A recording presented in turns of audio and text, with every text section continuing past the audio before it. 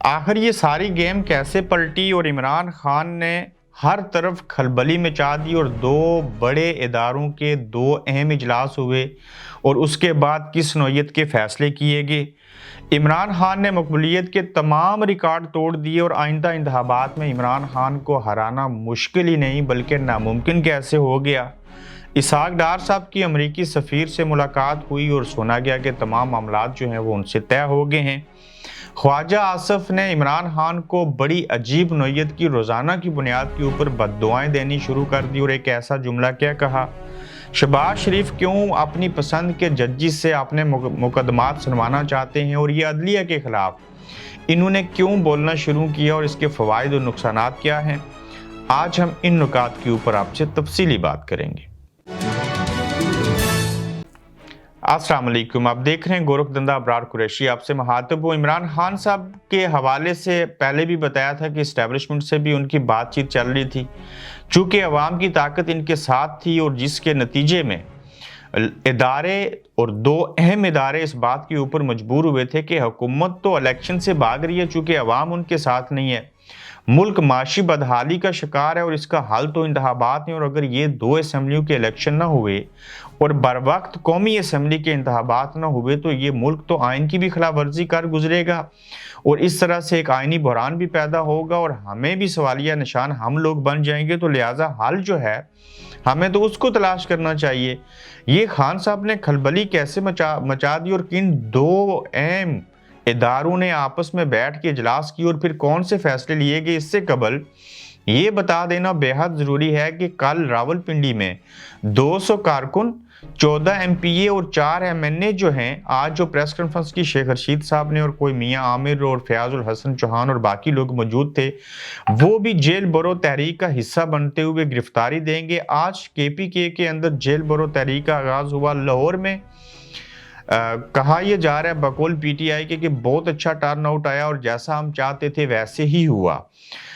इस तरह से करके प्रेशर डेवलप किया जा रहा है और कोशिश ये की जा रही है कि जिनको शौक था कि इमरान खान को गिरफ्तार करें और बाकी लोगों को, अब ये खुद गिरफ्तारियां देना शुरू हो गए। लेकिन हुकूमत के बाज़ लोग कहते हैं कि हम इनको नहीं गिरफ्तार करना चाहते, ये तो बड़े पाक साफ नेक अच्छे लोग हैं, हमें तो इमरान खान को गिरफ्तार करना है। ऊपर से नैब के अंदर जो बुशरा बीबी हैं और इमरान खान है, उनकी तलबी भी शुरू हो गई। अब जब मैं आपसे बात कर रहा हूँ, अगला एपिसोड आपने ज़रूर देखना है। जो समात हो रही है 9 जजेस की, जो बेंच बना था इलेक्शन करवाने के हवाले से, वो भी बड़ी अहम खबरें हैं। लेकिन इमरान खान ने इन तमाम लोगों को एक जो है वो मुश्किल में डाल दिया और खलबली मचा दिया और दो अहम इजलास जो थे वो इस्टेब्लिशमेंट ने भी अपने तौर के ऊपर इजलास किया, फिर अदलिया ने भी इजलास किया। जब ये इजलास हुआ तो उसके बाद ये फैसला किया गया कि ये तो इंतखाबात की तरफ नहीं जा रहे, लिहाजा हमें खुद से इनिशिएटिव लेना होगा और हम ये फैसला करते हैं कि इंतखाबात कब करवाए जाएं, क्या किया जाए। आज कुछ नोटिस लिया गया जिसमें 9 जजेस को शामिल किया गया और फिर ये कहा गया कि इसमें जस्टिस काजी फायज ईसा क्यों नहीं है, फलां जजेस क्यों नहीं है। तो इस तरह से इनको लगा कि ये जो 9 जजेस हैं इनके अंदर वो भी होने चाहिए थे, ताकि वो उनकी मर्जी के जजेस हैं तो उनकी मौजूदगी में ये हो सकता था कि 9 में से 5 कहें इलेक्शन नहीं होने चाहिए, मुल्क के ऐसे हालात हैं। जबकि जो बाकी 4 जजेस हैं वो शायद कुछ और फैसला दें। तो ऐसी सूरत हाल में ये कहा गया कि अपनी मनपसंद के जजेस लगाए कि सारी चीज़ें हुई, मगर अदलिया ने जो फैसला लिया है और इस फैसले के बाद जो बेंच बना है और जो उसकी समात शुरू हुई है, ये इस खातिर किया गया कि इमरान खान के साथ अवाम हैं, अवाम भी चाहते हैं इंतखाबात हों, मुल्क जो है उसके अंदर माशी हालात बुरे हैं, तो लिहाजा यही होना चाहिए और इस तरह से सवाए इलेक्शन के मुल्क के अंदर और कोई ऑप्शन नहीं है जिसके तहत हम चीज़ों को ठीक कर सकें। इमरान खान की अहमियत की जो मोतरफ हुई, इस्टेब्लिशमेंट भी हुई और अदलिया भी हुई। इस्टेब्लिशमेंट की आला क़यादत और अदलिया की जो अहम जजेस थे उनके आपस में 2 इजलास हुए हैं और जिसमें मुल्की मामलात और तमाम सूरत हाल पर गौर किया जाता रहा और गौर किया गया।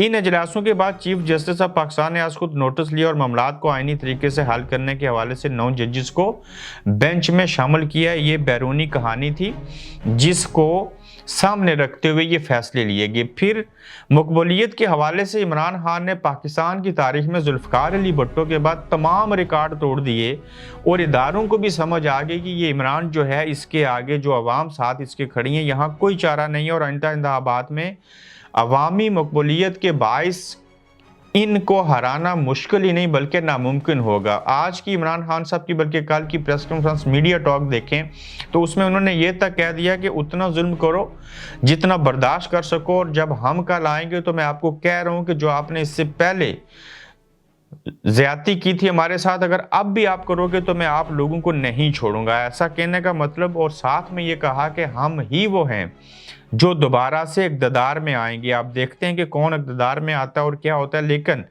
इमरान खान की बढ़ती हुई मकबूलियत से जो PDM है वो काफ़ी परेशान है, और इमरान खान के पंजाब KPK की असम्बली तहलील और अपने हाथों अपनी हुकूमत ख़त्म करने के दिलेराना फैसले के नतीजे में मुखालिफ 13 जमाती इत्तेहाद इमरान खान का मुकाबला इलेक्शन मैदान में करने पर अब मजबूर हो रहा है।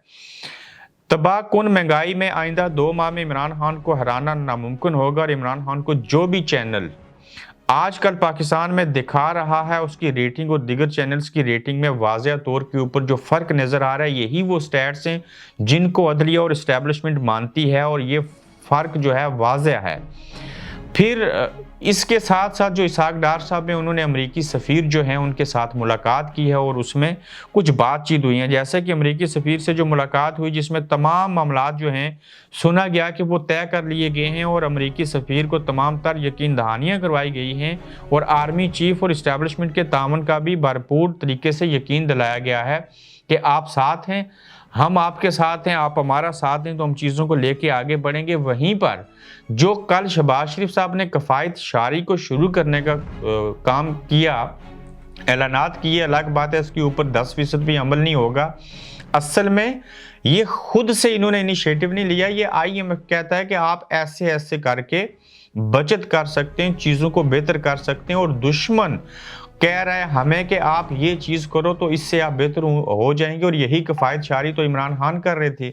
अगर वो सबको खुश रखते तो शायद उनकी भी हुकूमत ख़त्म ना होती। अगर वो चापलूसी में आते तो वो सबको खुश रखते, अखराजात होते वो चाय बिस्किट के ऊपर, तो उस वक्त आ गए थे जहाँ पे आज आप 4 सालों के बाद आए। तो कहने का मतलब कि इनको ये खुद एहसास नहीं हुआ, ये तो सबको लॉलीपॉप दे के मामनीन खुसूसी वफाकी वजीर पता नहीं क्या क्या बना के खुश करना चाहते थे कि कोई 5-7 भी नाराज़ हो गए तो अदम एतमाद ना कहीं हो जाए। तो ये IMF के कहने के ऊपर शहबाज शरीफ साहब ने जो है वो इनिशिएटिव लिया है कि हम IMF के कहने के ऊपर वो कहेंगे तो नहीं, लेकिन उनकी तरफ से जब कहा गया तो मजबूरी के बायस उन्होंने कहा कि हम गाड़ियां वापस लेंगे, पेट्रोल पास से डालेंगे, फला TADA नहीं मिलेंगे। अब हाथ देखिए कि ख्वाजा आसिफ साहब के पास जब कुछ भी ना बचा तो इन्होंने इमरान खान साहब को बदवाएं देनी शुरू कर दी, और बदवाओं पर उतर आए, और ऐसी नोयत की बदवाएं कि आप हैरान होंगे कि ख्वाजा आसिफ ने इमरान की जो शोहरत थी उसको रोकने के लिए और कुछ ना मिला तो वो कहते हैं कि ख्वाजा आसिफ के जिसको भी इमरान खान अच्छा लगता है उसके लिए उनकी दुआ ये है कि उसका बेटा भी इमरान खान की तरह निकले, ताकि उस शख्स को हकीकत का पता लगे। अब ख्वाजा आसिफ ने अपना ये वतीरा बना लिया कि वो इमरान खान के ख़िलाफ़ रोज़ाना कोई हाथ से गिरी हुई बात करते हैं, यानी कि तुम्हारे यहाँ जो बेटा पैदा हो या जो तुम्हारे यहाँ पहले से बेटा है, मेरी ये दुआ है, और दूसरे लफ्ज़ों में बद्दुआ है कि वो इमरान खान की तरह निकले। ये तो बड़ी अच्छी दुआ है, ये तो बड़ी ज़बरदस्त बद्दुआ है कि अगर वो इमरान खान की तरह निकले तो बनाए शौकत खाना, नमल कॉलेज, कैंसर अस्पताल बनाए, वर्ल्ड कप भी जीते, दुनिया में शोहरत पाए, वो मुल्क का वज़ीर आज़म भी बने, तो और उनको क्या चाहिए होगा। ये तो दुआ दें फिर भी अच्छा, ये बद्दुआ दें, दोनों में से कोई भी कबूल हो गई तो ख्वाजा साहब आपका तो कुछ बनेगा नहीं, लेकिन उसका भला हो जाएगा जिसको दुआ और बद्दुआ दे रहे हैं। दोनों की कबूलियत की सूरत में एक भी अगर पूरी होगी तो उनके लिए तो अच्छी बात है।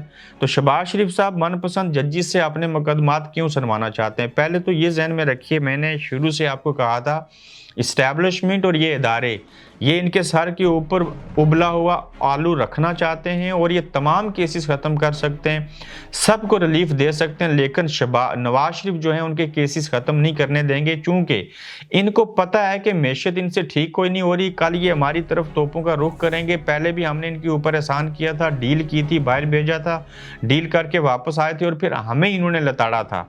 तो ये उन्होंने जो उनके ऊपर लड़कती तलवार रखी थी, अब शहबाज शरीफ साहब ये कहते हैं कि शरीफ फैमिली के मुकदमे वो जजेस ना सुने जो मुतनाज़ा हूँ। ठीक है, उनका हक है ऐसे कहना। शहबाज शरीफ फिर ये भी ख्वाहिश करते हैं कि उनकी मनपसंद अदालतों और जजेस के पास उनके केसेस लगाए जाएं, ताकि वो जो चाहते हैं उस नौयत का फैसला है। तो इस मुल्क में नो डाउट, चाहे वकला हूँ चाहे जजेस हूँ, तकसीम तो है, चूँकि हमारे यहाँ जजेस लगाए जाने का जो प्रोसेस है, जो अमल है, वो सियासी बुनियादों के ऊपर पसंद और नापसंद और ज़ाती पसंद और नापसंद की बुनियाद के ऊपर होता है और कल उनसे काम लिया जाता है। यानी कि मुल्क के अंदर आर्मी चीफ की सीनियरिटी भी नहीं देखेंगे, वो हो सकता है पहले को छोड़ के 5वें या तीसरे वाले को उठा के बना दें। तो फिर हमने बड़े बड़े खिलवाड़ देखे। तो यहाँ पे हर इदारे के अंदर हर सियासी जमात ये चाहती है कि उनकी मर्जी के लोग हों और उन्हीं से वो काम लिए जाएं। बहरहाल इस्टेब्लिशमेंट का मूड बदला, अदलिया का मूड बदला और ये दोनों अदारे एक पेज पे आए हैं। उन्होंने हैसियत और अहमियत को तस्लीम किया इमरान खान की। अब देखते हैं कि कोई क्रैकडाउन करेंगे, इधर से ये मामलात चला रहे हैं, ऊपर से कोई साजिश होगी, क्या मामलात होंगे, या कि वाकई हकीकत में इन्होंने ये ठान ली है कि इमरान के साथ अवामी हमायत हासिल है, तो इसके साथ उलझने के बजाय, इसके साथ बिगाड़ने के बजाय साथ लेके चलते हैं। तो इसमें अगर मुल्क और कौम का फ़ायदा होता है तो इन चीज़ों को मद्देनज़र रख के आगे बढ़ेंगे। अगले एपिसोड में इससे भी अहम खबरों के साथ हाजिर होंगे। अपना ख्याल रखें, फीडबैक ज़रूर दीजिएगा। अल्लाह हाफिज़। आप देख रहे हैं गोरखधंधा अब्रार कुरैशी के साथ।